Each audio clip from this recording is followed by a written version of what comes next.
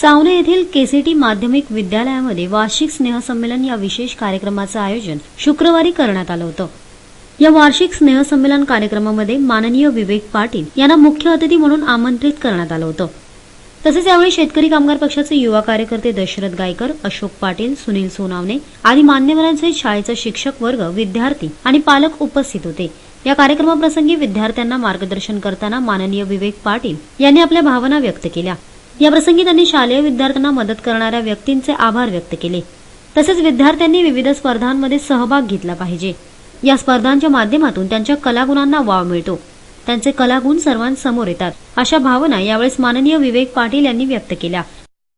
मी सुरुवातीला शाळेसाठी मदत करणाऱ्या आतापर्यंत या शाळेसाठी ज्यांनी सहकार्य केलेलं आहे त्या सर्व थोर देणगीदारांचा मनपूर्वक या ठिकाणी त्यांना धन्यवाद देतो आणि अभिनंदन करतो। या विभागामध्ये आपण ही शाळा सुरू केली आणि आपल्या या विभागातल्या विद्यार्थ्यांना चांगल्या प्रकारचं शिक्षण मिळावं म्हणून या ठिकाणी अजून काहीतरी असतील, सोनावळे असतील, अनेक जण आहेत। त्याचबरोबर सर्व मदत करणारे जे आपले सहकारी आहेत, तानाजी पाटील असतील आणि सर्वांची नावं या ठिकाणी घेता येणार नाहीत, पण त्या सर्वांना मी मनपूर्वक धन्यवाद देतो।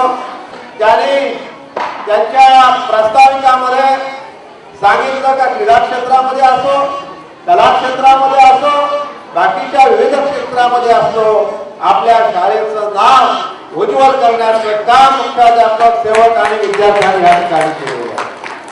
आणि या विभागातले विद्यार्थी रायगड जिल्ह्याच्या खो-खोच्या प्रीमियर लीग मध्ये 30 खेळाडू आपले आहेत।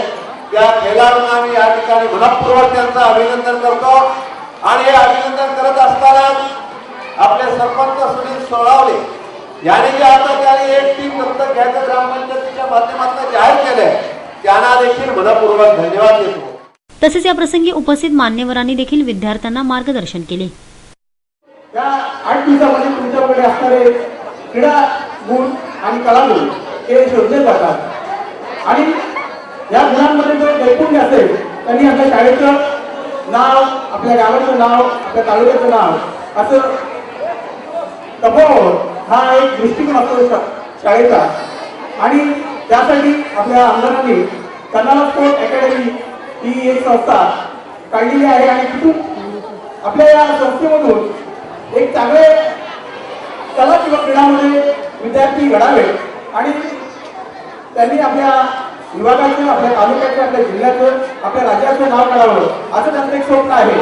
आणि ते स्वप्न साकार करण्यासाठी तुम्ही आम्ही सर्वांनी याच्यामध्ये सहभाग घेऊन अतिशय चांगल्या पद्धतीचं आपल्याकडे कौशल्य आहे ते दाखवायचं आहे।